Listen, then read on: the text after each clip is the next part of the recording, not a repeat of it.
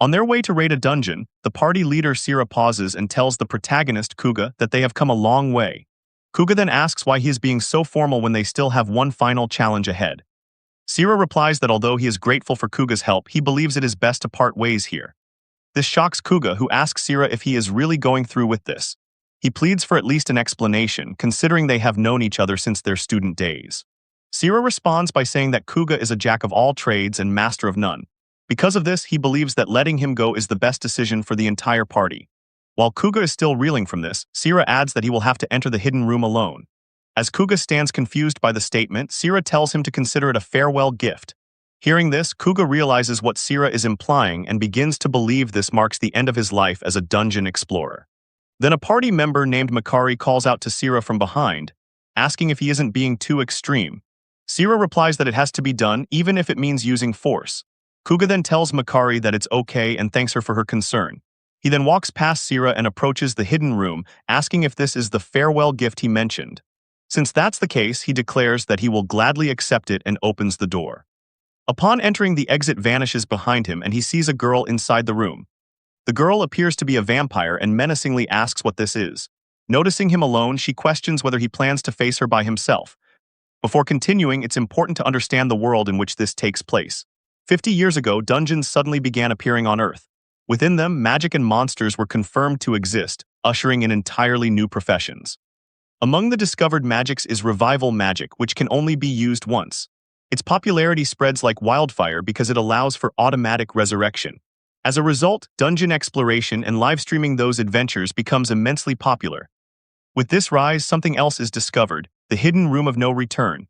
It earns this title because historically not a single person has ever come back from it. Everyone who entered used up their resurrection magic and could never re-enter a dungeon again. Now, having entered it himself, Kuga believes that the vampire girl before him is the monster responsible for the room's deadly reputation. Returning to their encounter, as Kuga remains silent, the vampire asks if he was banished. Kuga confirms that he was. Learning this, the vampire bursts into laughter, saying she suspected as much. Still, she finds it surprising that he remains so calm despite his situation. Kuga replies that he always expected something like this to happen eventually and even believes it may have been for the best. Hearing this, the vampire nods in understanding and says she's glad he came. Kuga looks confused, so the vampire explains that she was simply very bored. Without warning, she hurls a barrage of stone projectiles at him. Kuga immediately activates his skill and blocks the attack with his sword. Suddenly, the vampire appears behind him and comments that he's rather rough with his blade. She then launches another assault, which Kuga narrowly manages to block by quickly turning around. The vampire is impressed that he manages to defend against her strike again.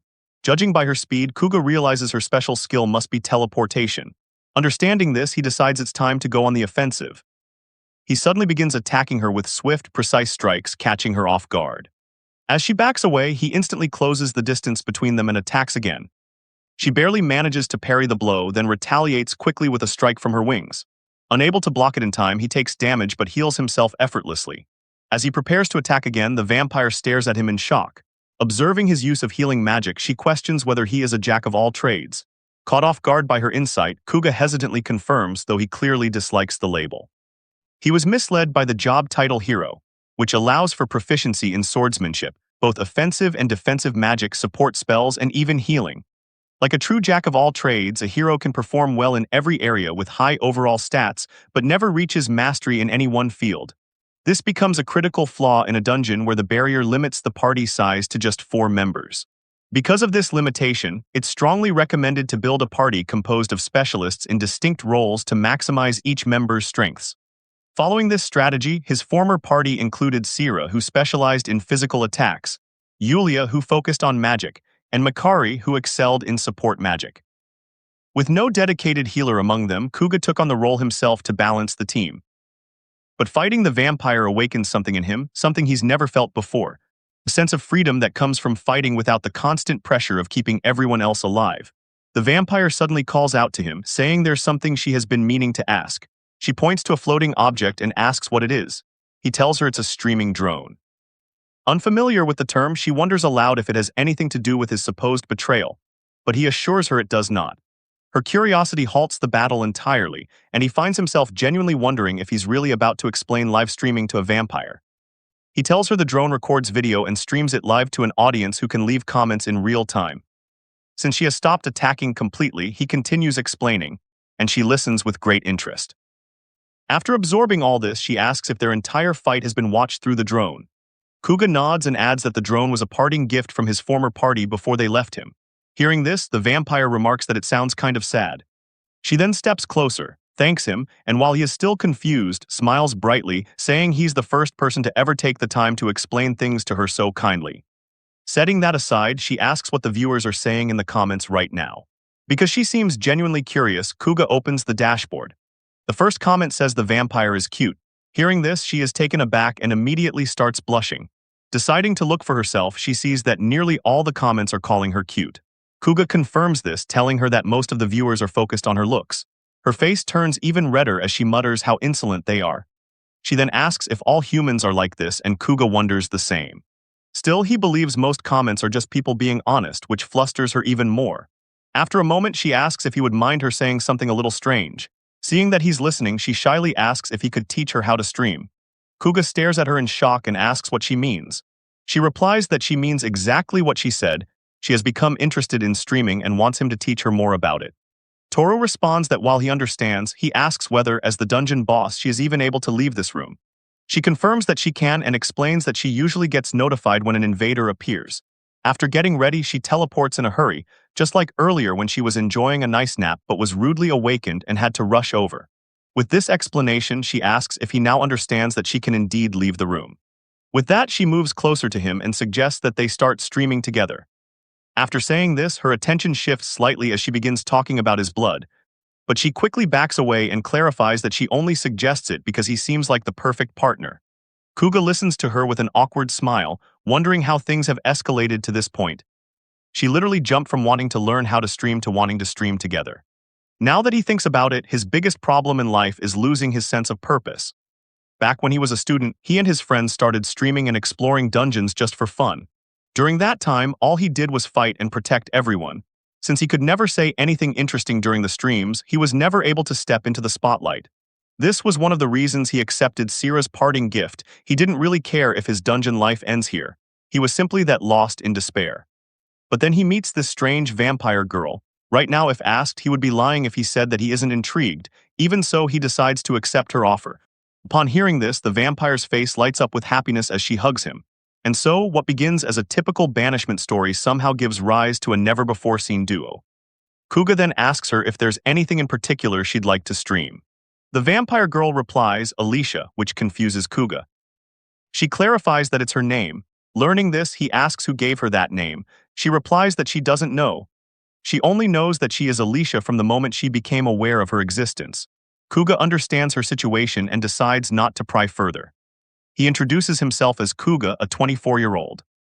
As Alicia comments that it's a cool name, he again asks if there's anything specific she would like to stream. She replies by explaining that she's had so much free time lately that it suddenly hits her. What if she becomes the one on top of everyone? Kuga, confused by her statement, asks what she's talking about. She responds saying that she's talking about becoming the super strong monster known as the final boss and has decided to try becoming one. Kuga is taken aback by her declaration and after a brief pause, asks how she plans to achieve that. She explains that the first step to becoming a final boss is to become an SS rank boss.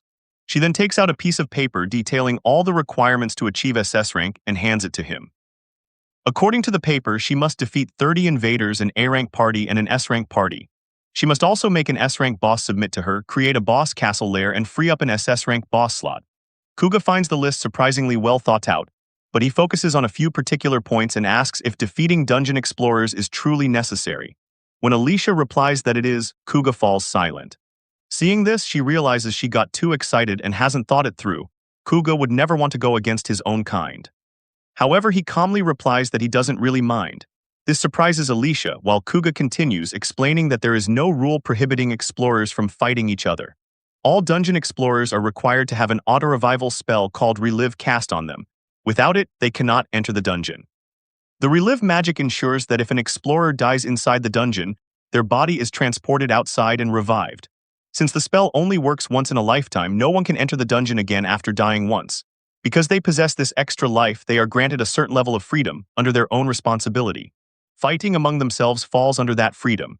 In fact, Kuga mentions that some streamers focus their entire content around fights between explorers.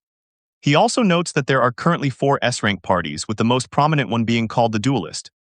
Alicia is fairly surprised to learn all this. Since one of the requirements to progress is to defeat an S-rank party, she asks him to confirm if there are indeed only 4. When Kuga replies affirmatively, she then asks about his own rank. He responds that he was formerly part of an S-rank party. Hearing this, Alicia nods and says she understands. She then asks if that means there are people ranked above him, which he confirms. Setting that topic aside, he asks whether she has a rank since, as far as he knows, she is not listed among the S-rank bosses. Alicia replies that she doesn't.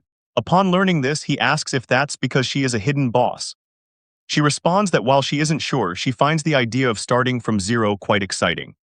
With that, she decides on the purpose of their channel: to stream her journey as a rankless boss on the path to becoming the final boss, like a documentary. Through this, she plans to instill fear in humans and discourage them from indulging in tasteless trends like dungeon streaming. Although Kuga agrees with her, he feels deeply troubled, wondering what his role is supposed to be in all of this. A few hours later, they begin their stream, with Alicia waving at the drone and asking viewers if they can see her. The viewers quickly start typing responses. Some are surprised by her cuteness, while others are shocked, questioning if this is real. Alicia is surprised to see the comments pouring in so quickly. Now that they have, she decides it's time to begin their noteworthy stream. On the other hand, Kuga is stunned by the flood of comments. The viewer count is remarkably high for a first stream. Alicia turns to him and asks if this isn't a great start. Kuga agrees, though his tone is awkward, as this marks the first time in history that a dungeon monster has done something so unconventional. The early popularity of the stream is largely due to word spreading like wildfire about a banished hero and a dungeon monster teaming up, which brings them far more attention than expected. Alicia then calls for the chat's attention and declares that for their first stream, they will be hunting explorers. As she continues talking, Kuga is left in disbelief, wondering what exactly he has gotten himself into, while the chat appears thoroughly confused. Moments later, Alicia spots some explorers and informs Kuga, who remains unsure of how to feel about the situation. With a smug expression, Alicia remarks that the explorers have arrived without a second thought. Among the adventurers is one man named Kenzu, who expresses his joy at finally making it this far. He finds it nostalgic to see all of them, high school clubmates, reaching this place after so long. Then a girl from his party named Akina tries to say something and expresses that she especially wanted to be in the same party as him. As he asks what she means by this, their party is suddenly attacked and 2 of his friends are instantly eliminated.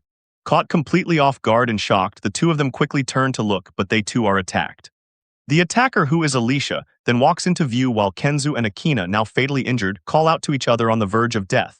Devastated, Kenzu wonders why things have to end up like this. Everything was going so smoothly for them. Today, they were hunting monsters as usual without any issues. Not only that, even though they have faced near-death situations before, they always somehow managed to pull through, so there is no way they were being overconfident for something like this to happen. As he calls out to Akina, he wishes he could reach out to her in their final moment. She also reaches out her hand, calling his name, but suddenly something happens. It turns out Akina is swiftly killed by Alicia. Alicia bursts into laughter, thanking them for their hard work, while Kenzu screams out in agony. He then asks her and Kuga what the hell they are doing, to which Alicia bluntly replies that they are just hunting humans. Hearing this, Kenzu is stunned and enraged, asking her if she is joking. Alicia remarks that she struggles to understand why he is so outraged when he does the same thing on a regular basis. As Kenzu is confused, Alicia asks him why he does dungeon streaming. When he doesn't respond, she questions whether it's for money or recognition, which only agitates him further. Alicia then says she understands his feelings, but points out that they are risking their lives for his little hobbies. She then mockingly tells him to be grateful, which enrages him further as he curses her, just before his head is sent flying. As their bodies vanish due to the process of reliving magic, she sarcastically asks if that guy was trying to say something. Kuga, who silently watched the whole event unfold, is surprised that she really went all out with this one. But more importantly, a B-class party of young explorers being ruthlessly slaughtered should never have happened, because Alicia, a vampire, shouldn't even be casually roaming around this floor with such a level of strength, so it is all a complete accident. As he sympathizes with those poor explorers, Alicia asks if the stream is getting decent viewership. Kuga replies that it is, prompting her to smirk and say that it's good. After that, she suddenly asks the chat what they think. Are humans horrified yet? And indeed they are.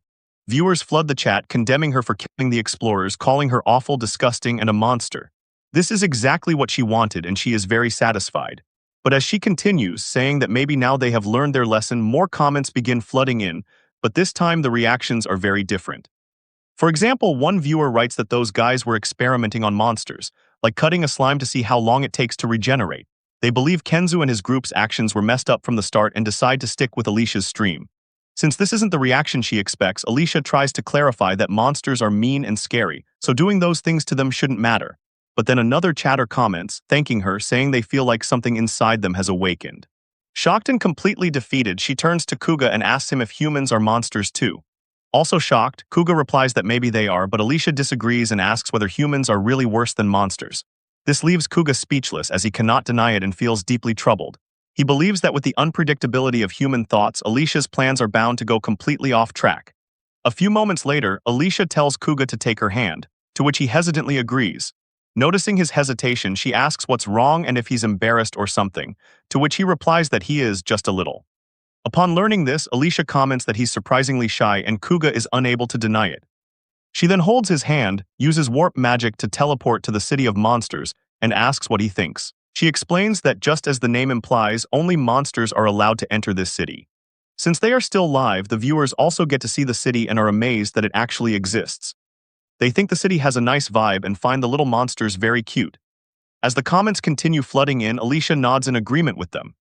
She then mentions that Kuga is probably the first human to ever set foot in the monster tower.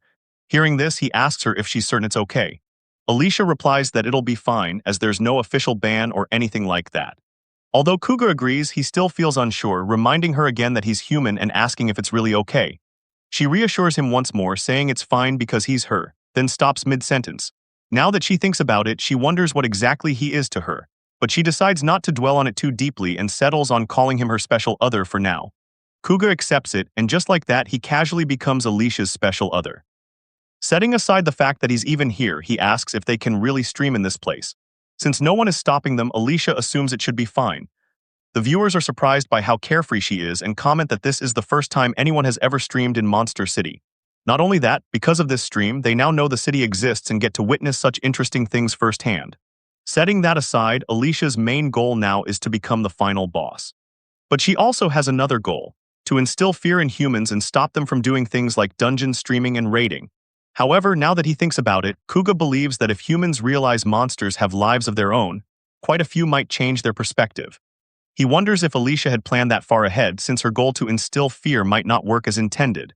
Alicia then suggests they head to the place where she's staying. Kuga agrees, but as he walks, he notices the monsters are staring at him, making him nervous. Just then, someone calls out to Alicia, addressing her as Vampire-chan, and upon seeing the person, Kuga is shocked. It's a giant Minotaur. The viewers are equally shocked as it appears out of nowhere and is also an S-rank boss. Alicia addresses the Minotaur as Mino-chan and asks how she's doing. Seeing this interaction, Kuga calms down and the viewers also assume they must be friendly.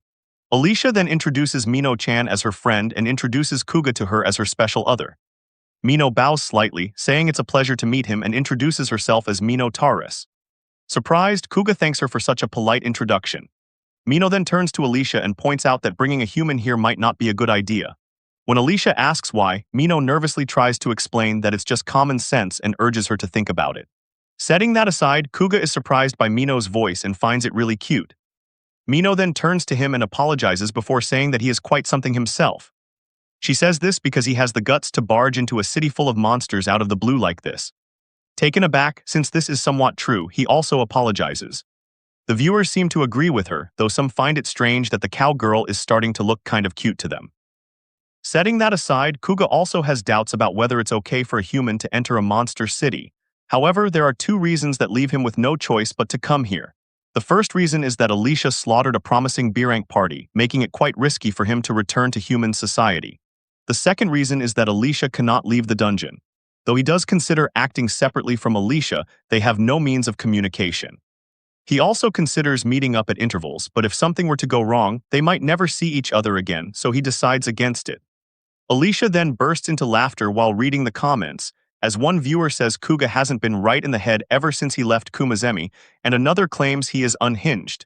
She tells him to take a look because the viewers are talking about him. Setting that aside, Alicia asks him what Kumazemi means, to which he replies that it's the name of his former party. Returning to the subject of bringing him here, Alicia declares that even though Kuga is human, he is her special other, so she won't let anyone lay a hand on him. Confused, Mino asks her what she means by special other, and the viewers agree, believing she's the only one with a functioning brain. Later, after ending the stream, they head toward Alicia's place. On the way, she suggests stopping by somewhere for a bit, to which he agrees. They then stop in front of a fruit stall where she asks him what he would like. He replies, saying apples would be fine. Hearing this, she picks up an apple from the stall and says she also likes apples, especially the green ones. She then asks the vendor how much it is for two, and he replies that it's 500 yen, which shocks Kuga. When Alicia asks if something is wrong, he replies that it's nothing and wonders if he misheard. Alicia then gives the vendor a 1,000 yen note and receives 500 yen in change. Seeing this, Kuga is shocked again, and this time the vendor asks if he's sure everything is okay. Kuga replies, expressing his surprise at learning they use the same currency as humans. Hearing this, Alicia asks if it's really that surprising, to which he replies that it is. Considering that the dungeon in Japan uses yen as its currency, he wonders if dungeons in other countries use those countries' currencies as well. Here are a total of 9 countries worldwide confirmed to have dungeons: Japan, America, China, Thailand, UAE, France, Egypt, Brazil, and Australia. Each of these 9 countries has one dungeon. The entrance to Japan's dungeon is located in Akira. Since East Asia already has China and South Asia has Thailand, Japan's dungeon has become somewhat isolated. As a result, the majority of dungeon explorers here are Japanese. Returning to the topic of currency, Kuga asks Alicia how they get their money. She replies that they receive a fixed amount every day, which Kuga finds similar to a basic income. Hearing this, Alicia asks what's going on, but he brushes it off and says it's nothing. Since they use the same currency, he wants to pay for the apple. However, Alicia tells him to stop being so modest and let her treat him for today, which he accepts. Later, they arrive at her house, where she tells him to make himself at home and takes the robe from him. This is the place where Alicia is letting him stay. According to her, it is just a temporary residence until she can construct her actual castle. At first, he considers staying at an inn since some were available, but he cannot, as Alicia, with her complete lack of caution, casually invites a man into her home. When dinner time arrives, she chooses, of all things, a single green apple. Seeing this, Kuga trembles in shock at the state of her living conditions while she appears confused. While Alicia goes to take a bath, Kuga pulls out a quick meal pack from his bag and begins eating. A few moments later, when it is time to sleep, another problem arises. When Kuga asks if something is wrong, she replies that there is only one bed. This catches Kuga off guard while Alicia continues, admitting she completely overlooked the fact that there's only one bed. She then begins brainstorming what to do, and when the image of sharing a bed with him enters her mind, her face turns bright red. She finds the idea completely unheard of, while Kuga misunderstands and thinks to himself that they have already done several unheard of things today alone. Setting that aside, Alicia cannot decide what to do. After all, she is the one who invited him and cannot bring herself to make him sleep on the floor. Just as she decides to sleep on the floor instead, Kuga tells her it's fine, he brought a sleeping bag. He sets it up and lies down, leaving Alicia pouting as she blushes. A few moments later, in the middle of the night, Kuga is sound asleep while Alicia sits beside him, staring at him and licking her lips. She then climbs on top of him and after raising his arm, softly bites it. When she stabs something into him, he reacts to the pain and wakes up, shocking her. She quickly apologizes, finding it strange that her anesthetic bite did not work. Kuga then asks what she is doing, and she nervously shows him the syringe, explaining that she just wanted to borrow a bit of his blood. Kuga understands but asks if she couldn't at least do it while he is awake. Alicia apologizes, saying she simply couldn't forget the taste she had this morning. Hearing this and recalling their earlier encounter, he wonders whether everything they did meant nothing to her, and if she was just after his blood the entire time. Since that seems to be the case, he rolls up his sleeve and offers her his blood. He tells her that if she just asks, he doesn't mind giving her some as long as it's not enough to kill him. Overjoyed, she hugs him and thanks him. She then injects the syringe and draws some blood from him. Afterward, she squeezes a drop of it onto her finger and upon licking it, finds it delicious, which makes him happy. He asks if she is sure that's enough, to which she replies that it's plenty. He also asks if vampires usually drink blood directly from the body. With a troubled expression, Alicia replies that doing so would be problematic for a number of reasons. Besides, she considers him her special other, not just some underling. Hearing this, Kuga is a bit surprised and doesn't know how to respond. After that, they go to sleep and just like that, morning comes. Later, after getting fresh, they enter the dungeon again, where Alicia slays more humans and counts 26 in total. Considering the 4 from yesterday and the 4 just now, that makes 8 kills in the past 2 days. However, Alicia has apparently hunted 18 people before, bringing the total to 26. With that, the first requirement for becoming an SS rank boss, killing 30 invaders, is almost complete with just 4 more to go. Since they are live today as well, the viewers comment, some praising her good work while others note that today's fight ended faster than yesterday's. They also encourage her in her goal, telling her to do her best since there are 4 more targets to go. Kuga is glad that the viewers are getting used to the whole explorer hunting concept. They are even starting to see normal supportive comments, though there are still plenty of hateful ones. Setting that aside, as they begin to search for their next target, someone calls out to them from behind. When Alicia and Kuga turn around, they spot a party of explorers standing there. The viewers quickly identify them as the party called Monster Slayers. The leader of the party then greets them and introduces their group as Monster Slayers. One viewer comments that they are an A-rank party affiliated with an S-rank party called Evil Slayer. Among the 4 S-rank parties, Evil Slayer ranks 4th and is known for its aggressive monster hunting methods and for toying with its prey. Their affiliate party, Monster Slayers, is no different. The party leader then asks if they are the ones stirring up so much trouble and getting a whole lot of attention. Hearing this, Alicia responds with a bright smile and asks if that's really the case, while viewers warn her to be cautious as these people are very dangerous. Just then one of them suddenly attacks, but Kuga and Alicia swiftly dodge. The party leader sarcastically asks why they would bother dodging that. Alicia turns to Kuga and asks if these guys are really A-rank, to which he confirms. Upon learning this, she realizes why they're so full of energy and considers herself lucky, which confuses Kuga. Alicia explains that she's lucky because now she can kill 2 birds with 1 stone, first, fulfilling the requirement to hunt 30 humans, and second, taking down an A-rank party. She considers this the best bargain she's ever seen. Just as she says this, the party leader leaps forward to attack, which she easily blocks before clicking her tongue in disappointment. The viewers also expected that they wouldn't be able to keep up with Alicia. Although the Monster Slayers are quite strong, the viewers don't really like them and repeatedly warn that they are dangerous, especially the leader. As Alicia deals with the swordsman, the mage suddenly casts a fireball, which she also dodges. She immediately launches a counterattack at the mage using her wings, but the strike is blocked by the party's tank. While she is distracted, the swordsman seizes the opportunity to strike from behind using a skill called Quick Slash. However, it is easily blocked by Kuga, much to the leader's annoyance. This catches Alicia by surprise, and she tells Kuga that she can handle herself, to which he agrees. Still, she's glad to see Kuga finally stepping up after watching from the sidelines this whole time. Now that he has joined the fight, Alicia tells Kuga to handle the swordsman while she takes care of the other 3 in the back. He accepts the task, and the 2 of them reposition themselves for the next phase of the battle. Annoyed, the party leader asks Alicia if she really thinks she can just walk away, then lunges at her, only to be blocked once again by Kuga. Realizing that Kuga will be his opponent, the party leader asks if he actually believes he stands a chance in close combat. This man's name is Shidahara, and his job is Fencer, a class that specializes in high-speed, close combat swordsmanship. Although Kuga's job is hero and all his stats are at A rank, he can't utilize them all simultaneously. On the other hand, Shidahara's stats align perfectly with his role as a fencer, allowing him to use his full potential in combat. Since they are about to fight, Shidahara plans to teach Kuga a lesson and calls him mediocre. He then quickly uses acceleration magic to close the distance between them and launches an attack. As Kuga effortlessly blocks it, Shidahara asks if he finds it amusing that a hero, someone meant to be humanity's savior, has now sided with monsters. This begins to irritate Kuga, while Shidahara continues, saying it's absurd to call someone as foolish as him a hero. After that, Shidahara swings his sword again, this time mocking Kuga by saying this is exactly why his companion abandoned him. Shocked by the remark, Kuga loosens his grip on his sword and it begins to slip from his hand. He silently agrees, believing that without him, the Kumazemi party might have become much stronger. But even so, that party was all he had, and now that it's gone, he no longer cares. With that, he tightens his grip and delivers a clean vertical slash, easily eliminating Shidahara. As his party members watch in shock, they too are swiftly taken down by Alicia.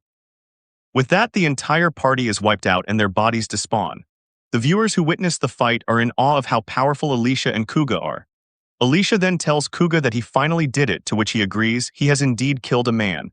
Even though the defeated will be auto-revived, it was still a death, and the fact that he killed them, even if only temporarily, remains.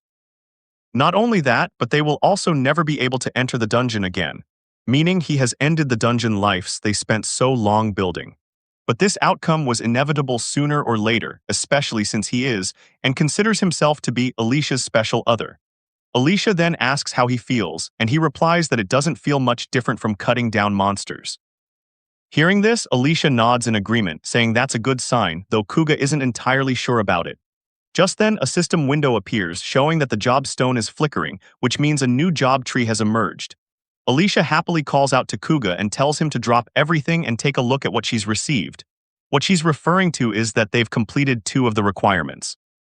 This makes her extremely happy, and the chat floods with congratulations, though some new viewers ask what the requirement is for, as Kuga forgot to explain it to them. While they are checking the system window, someone suddenly rushes into attack. Although Kuga and Alicia notice the attacker, they react a moment too late, and despite blocking the strike, Alicia is sent crashing into a boulder. As the attacker rushes past, Kuga appears to recognize her. The attacker turns out to be Yulia, a former member of Kuga's old party. Yulia's attack did no real damage to Alicia, instead it only irritated her. She asks Yulia what kind of greeting that is. In response, Yulia tells her to shut up and calls her a thieving cat who trashed all of their hard work. Alicia, confused, turns to her chat, which quickly informs her that Yulia is from Kuga's old party. Upon learning this, Alicia tries to recall the party's name but only remembers the word Zemi. Yulia corrects her, saying it's Kumazemi, and scolds her for leaving out the most important part. Alicia then says that while she doesn't know the full story, she asks if Yulia wasn't one of the people who kicked Kuga out. When Yulia confirms it, Alicia asks what her problem is then. Kuga recalls that back when he was expelled, Yulia didn't say much and just kept quiet, so he never really knew what she was thinking. Yulia then states that she's not good with words, so she plans to express herself by beating Alicia instead. After saying that, she launches herself forward to attack again, but this time Alicia blocks her effortlessly. As they engage in battle, the viewers are thrilled, with some recognizing Yulia as the muscle-brained saintess. The audience dubs the fight as Vampire versus Gorilla, and finds themselves unsure of whom to root for. Yulia proves to be a major threat, relentlessly spamming magic and unleashing her lightning spells at point-blank range without hesitation. In addition to her magical prowess, she excels in intense hand-to-hand combat, earning her the nickname Miss Gorilla. Her blunt demeanor and striking appearance have made her the most popular member of Kumazemi. Yulia then casts her spell Holy Night and launches an attack on Alicia, who once again blocks it and counters immediately. All of this unfolds while Kuga watches from the sidelines, feeling that the battle is growing far too intense. Even Yulia begins to lose her footing as Alicia continues her attack with ease. Just as Alicia moves in for a finishing blow, she unexpectedly stops and asks Kuga what he is doing. It turns out he has stepped in front of Yulia to block Alicia's strike, surprising both women. He then uses healing magic on Yulia while Alicia silently observes from behind. Overjoyed, Yulia calls out Kuga's name, to which he responds by telling her to leave. Confused, she asks if he's really talking to her, and he confirms it. However, she protests that she isn't done yet, and Kuga agrees. There's no way someone like Yulia would go down so easily, and neither of them has revealed even half of their true strength. But Kuga believes this situation isn't about proving anything through brute force. He explains that ever since he was kicked out of Kumazemi, everything has been spiraling out of control, eventually leading him to end up with this vampire. He apologizes in advance, stating that if Yulia tries to harm Alicia, he won't let it slide. This declaration stuns Yulia into silence. Then, to Kuga's confusion, she begins trembling before breaking down in tears, unexpectedly calling Sira an absolute idiot. Still sobbing, she runs away, leaving Kuga even more puzzled. The viewers immediately start blaming Kuga, accusing him of making her cry, which leaves him stunned. He pleads with them to hold on, questioning how he's suddenly the bad guy and wondering aloud if Yulia just called him Sira. While he argues with the viewers, Alicia quietly thanks him for taking her side. Having accomplished what they came for, they end the stream and return to Monster City. Later, Alicia suggests recruiting some minions, and Kuga as always agrees. Still, he finds himself trying to process why Yulia came alone to confront Alicia that day. However, since Kuga isn't the type to overthink, he doesn't dwell on it for long and sends a message to Yulia, asking if she made it back safely. All he receives in return is a curt reply confirming that she did. With that resolved, Kuga refocuses on Alicia's plan to become an SS rank boss. One of the conditions, as Alicia just mentioned, is acquiring minions who themselves must be S-rank bosses. Kuga agrees with the plan but points out the S-rank requirement and asks if defeating one is also part of the path to becoming an SS-rank boss. When Alicia affirms this, Kuga nods and asks if they intend to do something like turning the Minotaur into a minion. Alicia quickly denies this, clarifying that Mino is her friend and she would never turn her into a minion. Kuga understands, so they agree to look for someone else. He then checks the current list of S-rank bosses, which includes Basilisk, Arachne, Werewolf, Minotaur, Slime, Undead, Spirit Fox, and Mech Soldier. Though there are 8 bosses now, there used to be only one, an entity known as Jackie, or as some called it, the Evil Spirit. After Jackie was defeated, the number mysteriously expanded to 8. Since then, whenever a boss is taken down, another rises to replace them, ensuring that there are always 8 S-rank bosses at any given time. Taking down an S-rank boss is also one of the requirements for Alicia to be promoted to S-rank. But for Kuga, who has only ever been A rank, it is completely uncharted territory. Setting that aside, he asks her how she plans to get the minions to follow her. She replies that it usually depends on their free will. In other words, she must mentally make them want to submit to her, which Kuga understands. Alicia then mentions that there is actually another method, prompting Kuga to ask if it involves sucking their blood directly. Alicia confirms this but admits she dislikes doing so. This surprises Kuga, as he never took her for someone with a moral compass. However, Alicia clarifies that her dislike stems from not wanting to drink blood she doesn't like. Kuga is very shocked to hear this, though he doesn't say it aloud. Still, it's obvious since during the battle, Alicia only absorbed blood through her tentacles rather than drinking it herself, except when it came to Kuga's blood, which means she has a particular preference for his. This makes him wonder if it's because of his blood type is O. He speculates this based on something he once heard about type O blood being more attractive to insects. Setting that aside, he asks her who she plans to target, to which she responds with a giggle, saying she has already made her decision.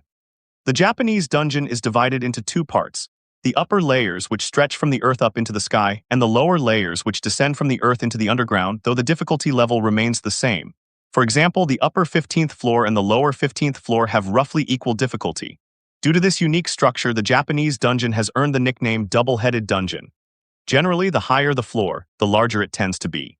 Additionally, every 10th floor is devoid of monsters, which makes floors like 10, 20, and 30 ideal for camping. Notably, the 10th and 20th floors contain large cities. Within all this, Alicia's hidden room lies on the 43rd underground floor. However, it is currently sealed off due to her long absence, and the rank bosses are located 2 floors above. On top of that, the 49th floor is a special case. It is divided into 3 upper sections and 3 lower sections, each containing one of the 6 SS rank bosses. However, if an SS rank boss is defeated by humans, the position remains vacant, as there appears to be no system in place to replace them, unlike with S rank bosses.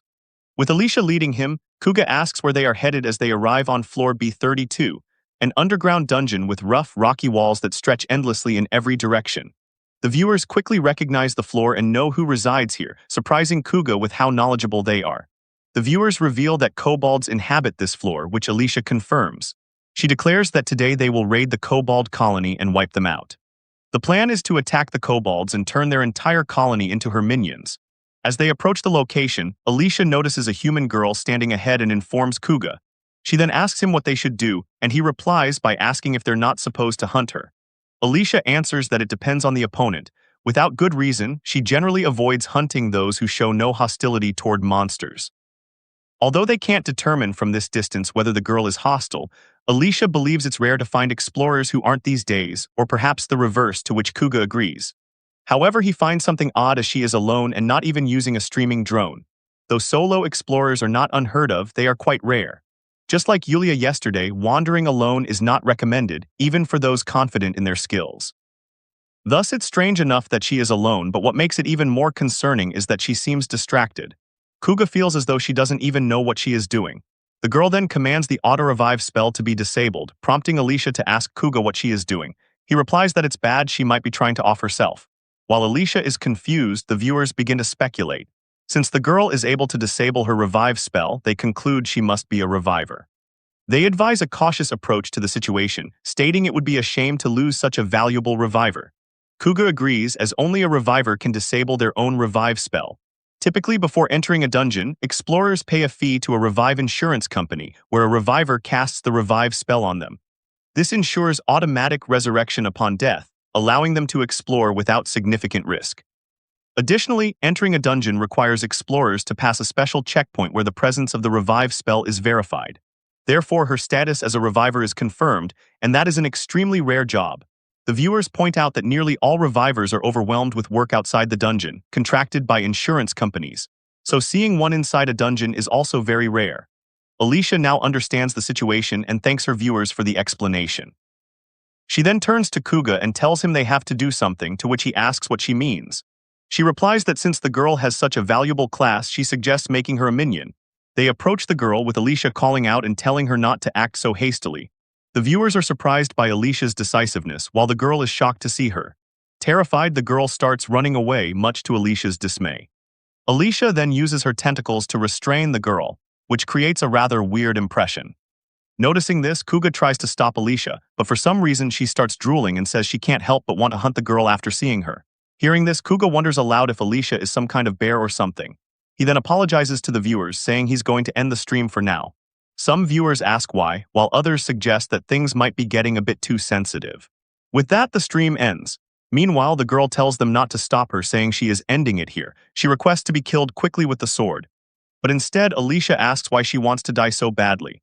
Although she isn't particularly interested, Alicia continues and asks, since the girl is going to die anyway, why not indulge in some pleasure before doing so? As a tentacle brushes against the girl's face, she nervously asks what Alicia means. Then, completely out of nowhere, Alicia asks her if she likes dogs. The girl hesitantly replies that she does like them quite a bit. Hearing this, Alicia lets her go and, saying it's great, grabs her hand and starts pulling her somewhere she refers to as dog paradise. On the way, the girl introduces herself as Kushina. Upon learning this, Alicia greets her and asks if she knows who they are. Kushina apologizes, saying she doesn't know much about them and asks if they are perhaps famous streamers. Alicia replies that they are not and assures her it's fine if she doesn't recognize them. She adds that she isn't even sure whether they are famous or not, prompting a viewer to comment that they are actually quite well known. The viewer explains that at the moment, Kuga and Alicia are the hottest topic in terms of popularity. Alicia reads the comment and is surprised, while Kushina cannot actually see the streaming window. Setting that aside, Alicia decides to continue on their way to the dog paradise. Hearing this, Kushina asks what she means. In response, Alicia tells her to wait and see, assuring her that she will understand. They go to the first place, but finding it unappealing, they move on to the second, which also fails to meet Alicia's expectations. After that, they visit the third location, which comes close but still falls short. Eventually, they arrive at the fourth place, which turns out to be exactly what Alicia is looking for. She finds the kobolds there very pretty and asks Kuga if he also feels that this place gives off a nice vibe. He replies, agreeing that the atmosphere is indeed calming and pleasant. With that, Alicia decides to settle on this location. Kushina then asks if this might be a kobold colony, noting the presence of guards. Alicia confirms this, which shocks Kushina as she realizes this is what Alicia meant by dog paradise. Alicia reaffirms it, explaining that here she can pet and cuddle kobolds, so she asks Kushina if she's happy. As they approach, a kobold guard notices them and appears startled. At every entrance of the mansion, kobold guards are stationed, and depending on the type of colony, their appearance varies. This is why Alicia specifically chooses the Japanese-style colony, because the kobolds here resemble Shiba Inus. Even Kushina, who had been skeptical earlier, finds herself unable to resist the urge to pet them. As she reaches out to do so, the kobolds rush toward her. However, Kuga quickly steps in and blocks them. As it turns out, they are not as friendly as they seemed and were actually charging in to bite her, something Kuga intercepts with his arm. Alicia praises Kuga for his quick reaction and warns Kushina that kobolds can be quite fierce. While Kushina apologizes to Kuga, Alicia explains that a kobold's weak spot is its throat. If stroked there, they calm down. Just as Alicia says, the kobolds immediately settle down the moment she strokes their throats. With the situation under control, Alicia suggests they go inside, to which Kuga agrees. Kushina, however, nervously begins to speak, apologizing for getting Kuga hurt while trying to protect her. He responds that it's fine and tells her not to worry about it. Still, she insists it's not fine and asks if she can help him. When he agrees, she casts a healing spell on him that instantly heals all his wounds. Surprised, he compliments her, saying her healing is impressive. Kushina shyly asks if he means it, admitting it's her first time using healing magic, as she usually relies on auto-revival. Kuga, taken aback by this, listens as Kushina assures him he should be fine now. He thanks her and she responds that it's nothing, she should be the one thanking him. As their conversation ends, Kushina realizes she is standing too close and quickly steps back, saying they should get going and asking if Alicia will be okay. Kuga assures her that Alicia will be just fine, and right on cue, Alicia calls out, asking why they're taking so long. She remarks that they're too slow, as she has already tamed all the kobolds in the meantime. This surprises not only Kuga and Kushina, but also the viewers. One of them comments that the stream has unexpectedly turned into a simple healing session, prompting Kuga to apologize. Later, while Kushina plays with the kobolds and Alicia chats with one of them, Kuga stands off to the side, quietly observing his surroundings. He then asks Kushina if he may ask her something, and she grants permission. He wants to know why she undid her revival magic, considering that, from what he has heard, healers are rare and typically have a secure future. Kushina replies that this is exactly why she did it. As her statement confuses Kuga, she continues explaining that she took the safe route and joined Relive Insurance. The bonuses are nice with no overtime or pressure, a solid, reliable job. But because of that, she got revived the day before yesterday and then again yesterday. Though she took a break today, she will probably be back at it tomorrow. Just revival after revival, that is how her life has been. Though she understands this is for someone else's sake, she finds living for others kind of exhausting. She then realizes why Kuga asked and quickly clarifies that she wasn't planning on offing herself. She explains that she was just in a strange mood and craved some thrill and excitement. Learning this, Kuga somewhat understands her feelings. The automatic resurrection magic is groundbreaking as it allows people to enter dungeons without fear. The risk has dropped and dungeon exploration has turned into a full-on form of entertainment. That is why jobs like resurrectionists even exist. But after listening to Kushina, Kuga realizes that maybe it comes with its own kind of curse. Alicia then jumps into the conversation out of nowhere and suggests that Kushina become her minion. This confuses Kushina and she asks Alicia what she means by that. Thinking she is unaware, Kuga informs her that Alicia is a monster. Though shocked, Kushina kind of realizes it too since she notices the wings. But since Kuga doesn't have any, she asks about him, to which he informs her that he is human.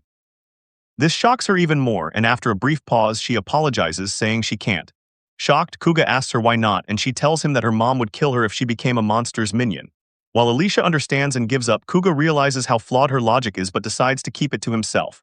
Setting that aside, Kushina expresses how surprised she is to see people doing such reckless things. Thinking she's talking about Alicia, Kuga nods in agreement, saying they really do. But Alicia quickly clarifies that Kushina is talking about him, which shocks him. Seeing their unusual interaction, Kushina thinks that maybe she should try breaking out of her shell a little too. Hearing this, Alicia again offers to make Kushina her minion. But she again refuses, saying her mom would kill her. Alicia understands once more and doesn't press further, so while she manages to make the kobolds her minions, she has failed to do the same with Kushina. After parting ways with Kushina and clearing out the kobolds on the dungeon's third floor, Alicia and Kuga head back to the monster city. They can leave the monster city from anywhere, but they must enter it from the same spot. Thus, Kuga and Alicia have to walk all the way back every time. On their way, Alicia again stops at the fruit stall and picks up a few apples, for which Kuga wants to pay. When Alicia says it's fine, Kuga insists, revealing that thanks to their stream, he has been earning a decent amount. As Alicia appears confused, Kuga clarifies that he is making a lot of money now, which shocks her. He explains that the more viewers one has, the more they earn. Since he wouldn't have nearly as many viewers without her, he asks her to accept the money. Understanding his desire, Alicia accepts and he asks if she can use MayPay, which is how people get paid from streaming. When the money runs out, they'll need to visit a human city to withdraw more. However, judging from her confused reaction, Kuga quickly realizes that they can't withdraw money here. Setting that aside, he asks her about what she mentioned earlier, getting a little bit of money every day and how it actually works. Alicia then takes a 1,000 yen Japanese note from her pocket and explains that every day 5 of these simply appear in her pocket. Kuga is surprised to learn that she receives 5,000 yen per day and realizes that he'll need to return to the human city at some point. As he thanks her for the explanation, the vendor calls out to get his attention. Realizing he forgot to pay, he quickly apologizes and says he will do so now. However, the vendor clarifies that what he meant is that Kuga can use MayPay here. While Kuga and Alicia are both confused, the vendor reiterates that MayPay is accepted, which shocks them. After paying the vendor, they continue on their way, but Alicia remains surprised, as she didn't know something like that was possible. It feels almost magical to her. This makes her want to check the survival manual later, and hearing that, Kuga is surprised to learn such a thing actually exists for monsters. Setting that aside, he informs Alicia that compared to her, he burns through energy much faster, so he needs to eat more, especially iron, which his body requires. Though Alicia doesn't quite understand what he means by iron, she still takes him to another food stall. As Kuga begins taking food, Alicia is shocked by how much food he needs. Afterward, he asks her what she was talking about with the kobolds. She shows him a ring and explains that she gave it to them so they can call her if they ever need help. Learning this, he asks if it's like a summoning device, to which Alicia confirms. Kuga then asks if that means the kobolds can summon her at any time, and again Alicia confirms it. Hearing this, Kuga wonders whether that makes Alicia the one becoming their minion. Noticing his reaction, Alicia asks if he's thinking she got won over by their fluffiness and became their servant. Though Kuga tries to deny it, his expression gives him away, confirming her suspicion. Alicia agrees that fluffiness is supreme, but she clarifies that it wasn't the only reason. She then explains that the ring can summon them as well, and as she demonstrates this, it actually worked, summoning a kobold. Alicia quickly apologizes to the kobold, explaining that she was just testing whether the summoning worked. The kobold responds with a woof as it cannot speak, though it clearly understands her. She informs Kuga that this kobold is the boss of that colony, and when she asks for its name, the kobold replies with a series of barks.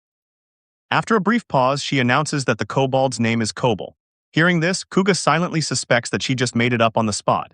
Since the test is complete, Alicia uses the summoning magic to send the kobold back, saying she'll see it later. From what he has seen, Kuga believes that being able to summon them at any time is incredibly useful. Though Alicia agrees, she also informs him that there's a cooldown period before she can summon again.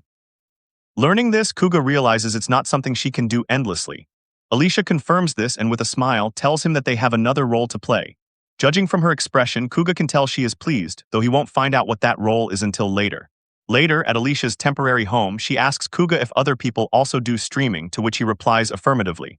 Hearing this, she explains that lately she has been getting curious about other people's streams. She then asks if they can watch other streamers, to which he replies that they can and opens the streaming window. As Alicia excitedly says she wants to watch them, Kuga shows her the window where while scrolling she finds a live stream. That stream happens to be from Kumazemi, shocking both Kuga and Alicia as they see Yulia on screen. Seeing her, Alicia asks if this is the party he was kicked out of, to which Kuga confirms. This is the first time Kuga is watching a Kumazemi stream since he left, and the biggest change is the presence of a new member. Seeing this, Kuga begins to wonder what is going on. Alicia then asks if they are really his former teammates. Though Kuga confirms, he continues staring at the screen with a sense of doubt. Alicia then points out that they seem completely lifeless. Her observation is spot on, and Kuga sees it too. At the moment, Sira is fighting two skeletons. As he attacks one, the other strikes from behind and he barely manages to block it. These two skeletons are rank monsters called twin skeletons. Knowing Sira will need help, Yulia calls out to the new party member Sion and suggests that she take the front as usual. However, Sion, whose job is priest, says that's a bad move, which annoys Yulia. Sion then reminds her that, according to the standard strategy, they need to protect the healer, which is him. Although Yulia understands this fundamental rule, she still struggles to accept it. Just then, Sira gets injured and Sion quickly casts healing magic to heal him. The viewers, having watched the whole exchange, praise Sion, saying his restoration speed is insane. This is expected since he is the disciple of the S-rank party Lujan. However, they are not as kind to Sira, saying he is dragging the team down. Unable to hold back any longer, Yulia uses her Holy Night magic to attack a skeleton from a distance, but the skeleton easily dodges the spell.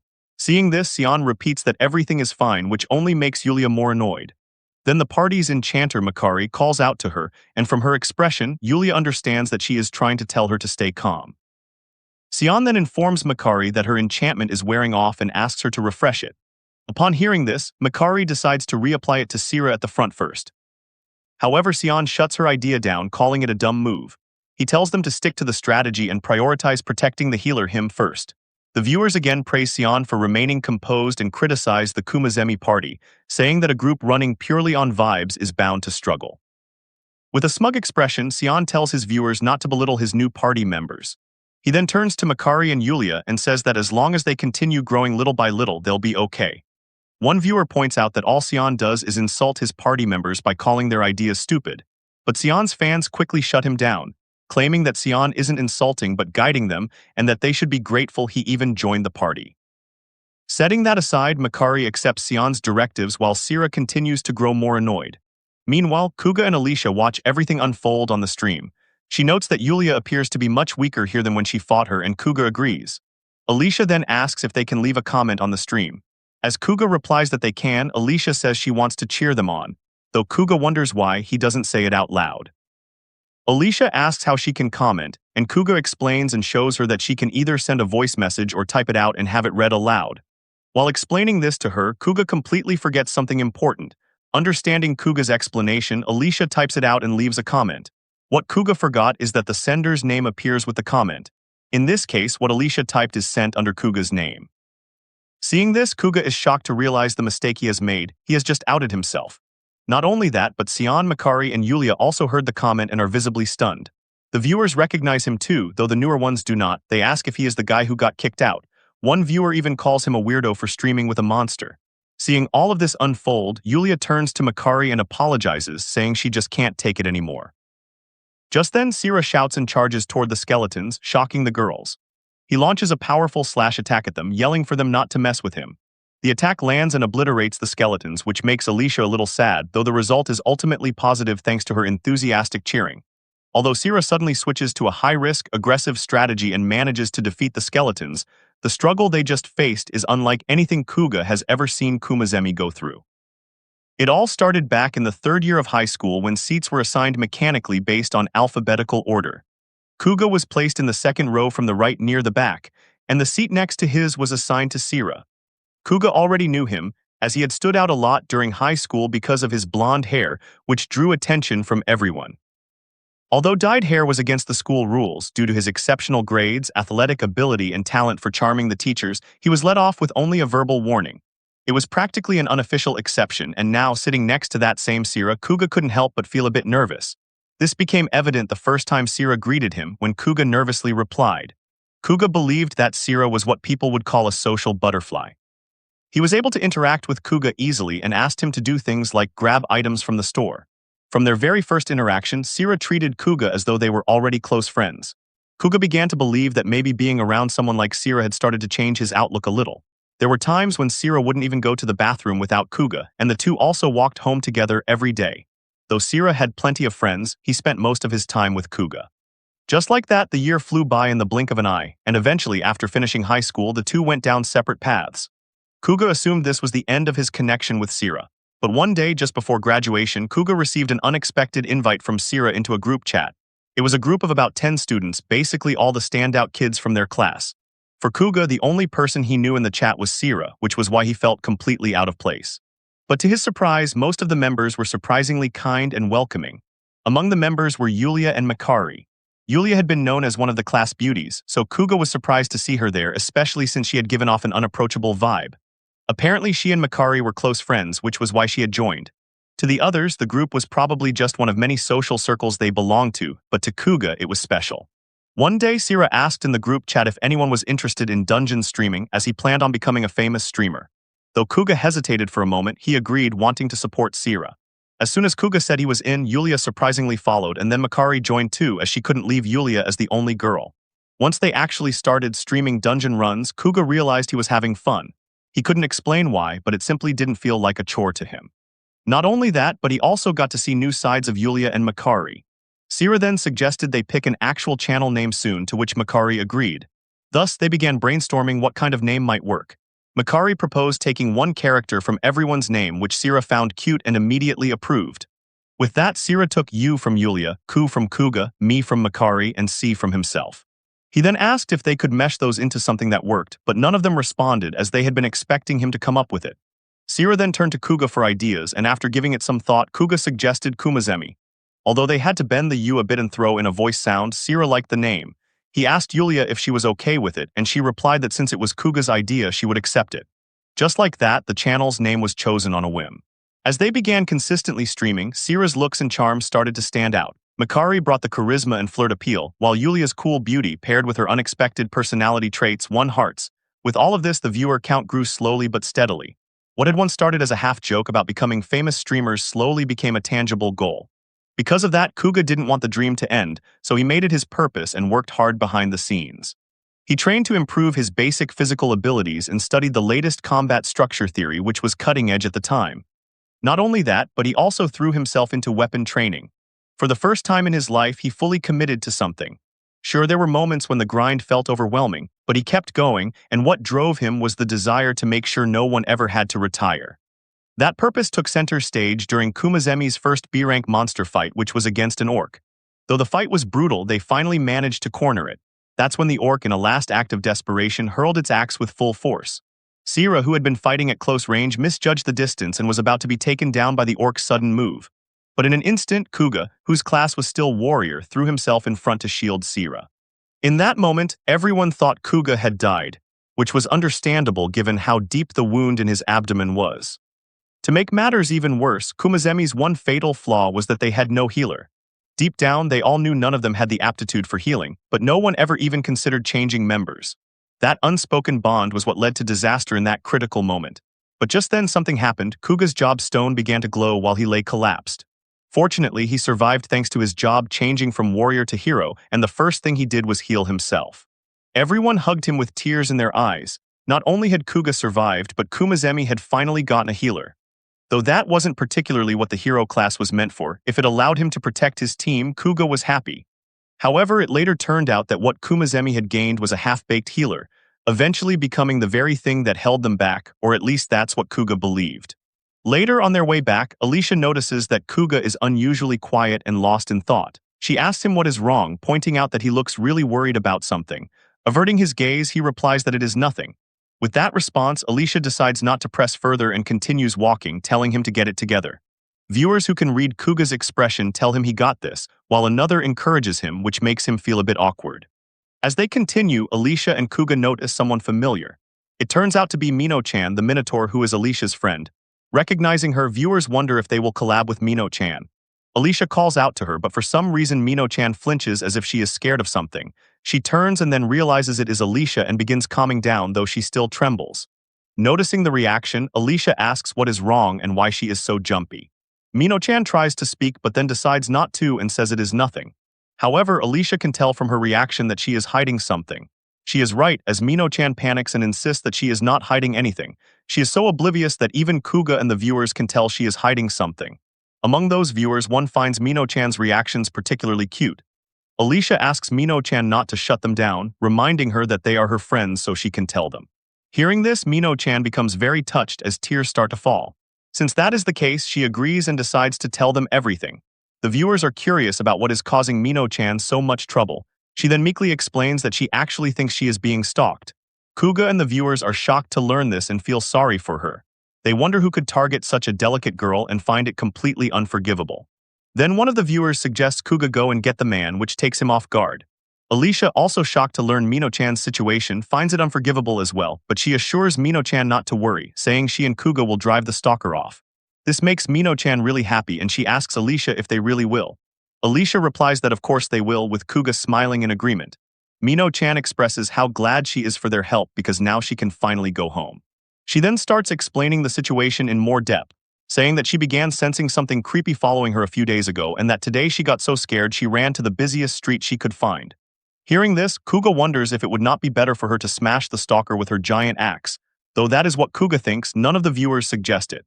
They pity her and find the stalker disgusting, wishing him to die 1,000 deaths. Before long, they reach Mino-chan's home, which looks very similar to Alicia's temporary home but 3 times larger. Mino-chan is really glad they returned quickly because she was so scared and ran away so fast that she even forgot to water the plants. And because of this, she is very worried since she has been raising them carefully, especially because these vegetables can wilt if she misses even a single day of watering. Seeing this side of her, the viewers wonder who in their right mind would ever make her an S-rank boss, as there is no way they could bring themselves to harm her. One viewer even declares that if any dungeon streamer tries to hurt Mino, they will root for her without question. Happy to see this comment, Alicia feels glad that the viewers are finally beginning to understand what Mino is truly like. Just then, all 3 of them sense a sharp presence lurking nearby. Noticing Mino trembling in fear, Alicia asks if this is the one who has been stalking her. Shaking profusely, Mino confirms that this is the same presence she felt before, only far stronger this time. Since that is the case, Alicia believes the stalker must be close and suggests searching outside the garden first. Because it is so frightening for Mino, Alicia tells her to stay close, assuring her that she will be safer with them than alone. As they step outside the garden, they notice someone standing at the entrance. It turns out to be a werewolf whose massive size shocks the viewers, especially after some of them recognize him as the S-rank boss werewolf recently added as a replacement for the salamander. When other viewers also confirm this, Alicia asks if it is true and checks the current S-rank boss listing, where it is indeed confirmed. Setting that aside, Alicia calls out to the werewolf, demanding to know what he wants with Mino.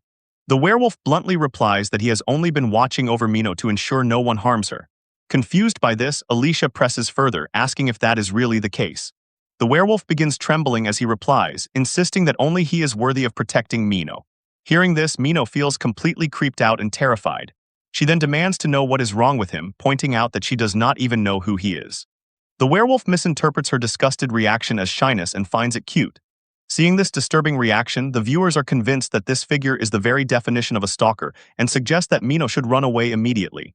Even Kuga and Alicia are shocked by the werewolf's unsettling response. Then out of nowhere, the werewolf starts asking Mino why without clarifying what he means. Confused, she demands an explanation, and he asks why she would choose to be with humans. He adds that if she mingles with humans, she will disgrace her title as an S-rank and lose her pure beauty. Enraged by his remark, Mino loudly tells the werewolf not to insult her friends. This outburst greatly surprises Alicia, as it shows that Mino acknowledges both her and Kuga as friends. Even after this strong declaration, the werewolf tries to act composed, saying it is fine. He then pities her, claiming she is too gentle and must have been brainwashed by Kuga and Alicia, but Mino firmly denies this to his face. Ignoring her, he begins telling the story of how it all started when he met her at a flower shop and fell in love at first sight. This obsessive tale irritates the viewers, but for a while, both they and the others have no choice but to listen to him ramble about his one-sided love. Eventually, after ranting for some time, the werewolf decides to withdraw for the day, declaring that they will meet again.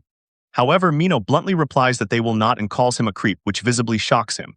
Without another word, a teleportation circle appears beneath the werewolf and he vanishes, leaving everyone unsettled. Then, out of nowhere, Alicia announces that she has made a decision. When Kuga asks what it is, she declares that they are going to make the werewolf her minion.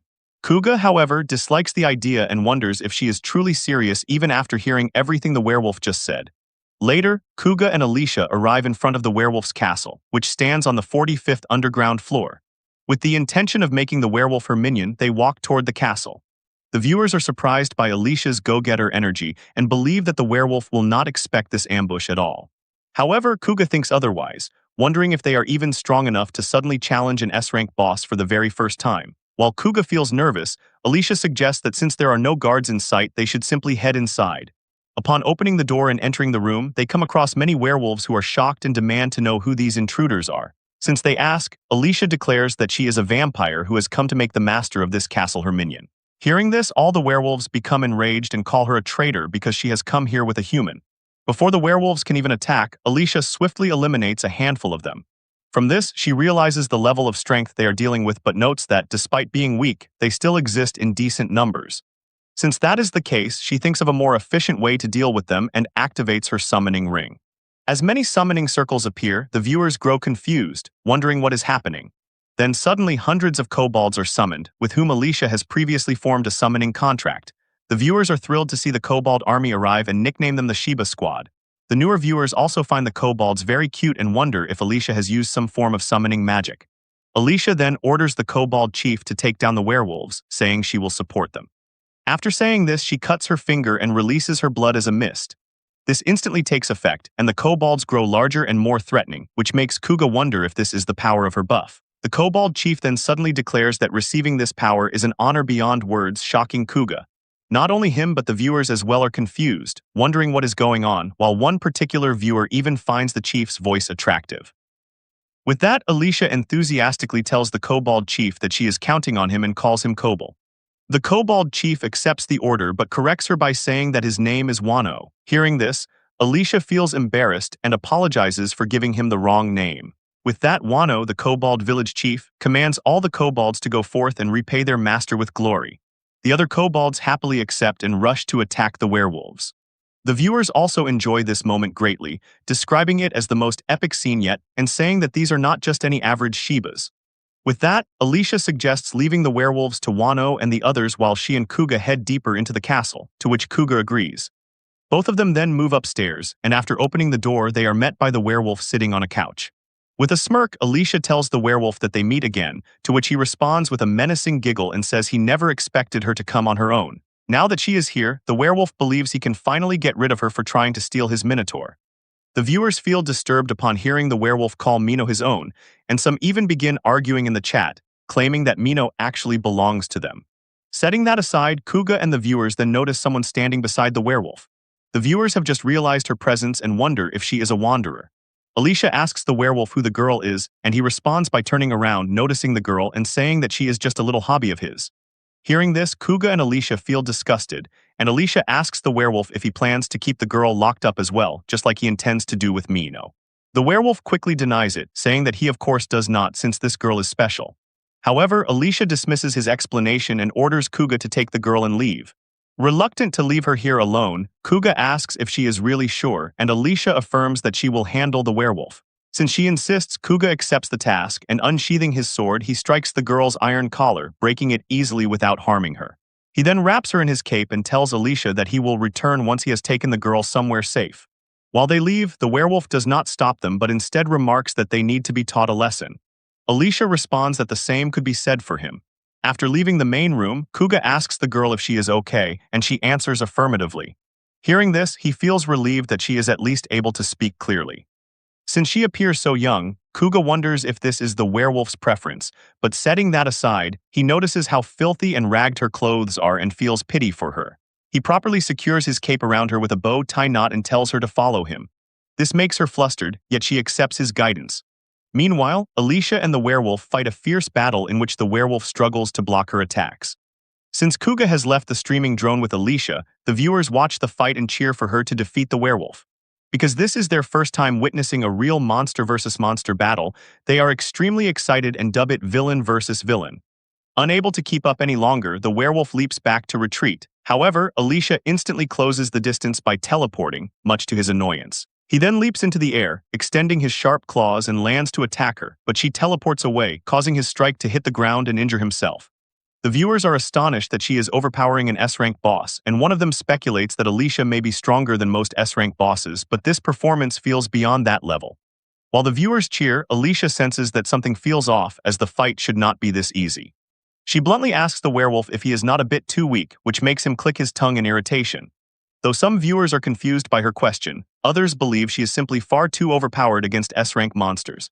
After a short pause, Alicia asks the werewolf if he is truly an S-rank boss. Hearing this, the werewolf begins giggling with a smug expression and asks when he ever claimed to be an S-rank, which shocks Alicia. He then points out that the human she brought with her is taking quite a long time to return, and at that moment Alicia realizes what is happening and feels irritated. The viewers also realize the situation and comment that Kuga cannot seem to catch a break. Meanwhile, as Kuga takes the girl to a safer place, the girl suddenly asks him if he knows about a game called Werewolf. Hearing her sound so relaxed surprises him slightly, and he replies that he has never played the game but has heard about it. The girl then explains that in the game, a lying werewolf pretends to be human and attacks villagers at night, and she asks him if that is the one. Kuga replies that it might be since he does not know all the rules of the game. The girl then softly calls out to Kuga and tells him to listen carefully. With a smile, she informs him that she is actually the werewolf, which leaves Kuga speechless. Meanwhile, Alicia runs around the castle searching for Kuga, worried and wondering where he has gone. She begins looking for him right after she beats up the fake werewolf enough to keep him down for a while. The longer it takes to find Kuga, the more worried she becomes. After checking every room, she reaches the last one, bursts it open, and finds Kuga. Seeing him safe and unharmed, the viewers feel relieved that he is alive. Noticing her worried expression, Kuga asks what is going on. She quickly tells him to get away, pointing at the girl and informing him that she is the real werewolf. Kuga bluntly replies that he already knows, which shocks Alicia. He explains that the girl confessed and told him everything. The viewers are surprised to learn she is the werewolf, though some claim they predicted it from the start. Even so, all of them remain enchanted by her cuteness.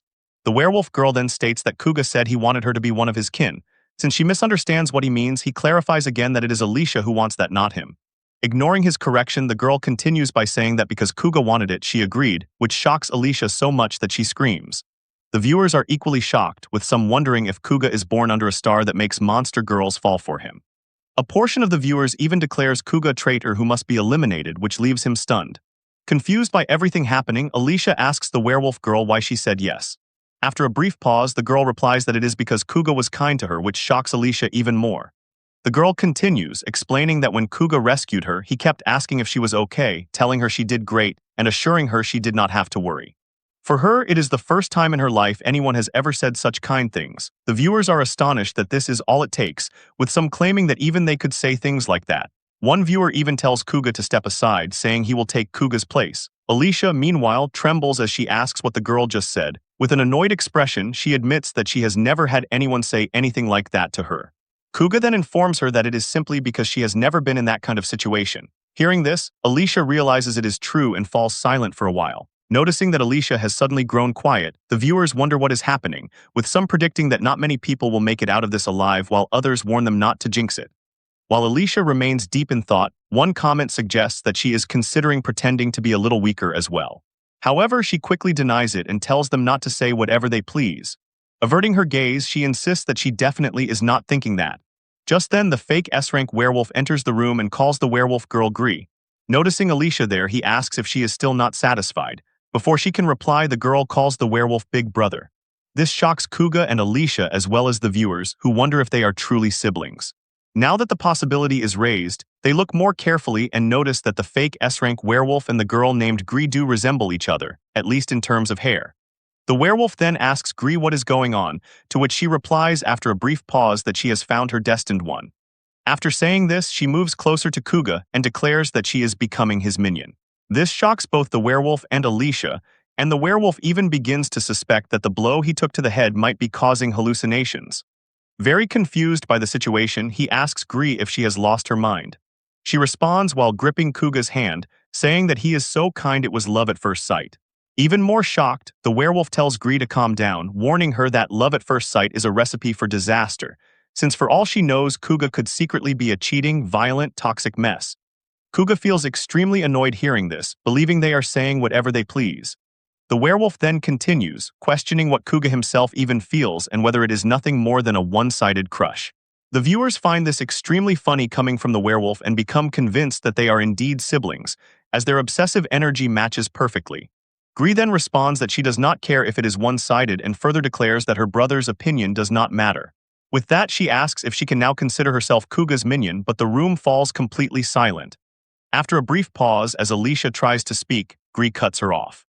She requests that once she and Kuga are officially contracted, he summon her anytime and anywhere, preferably at least twice a day, to which he hesitantly agrees. Since the contract is sealed, Alicia considers it acceptable, reasoning that technically her minion's minion is also her minion. Hearing Alicia say this, Kuga wonders if the rules can really be treated so loosely, feeling mildly concerned.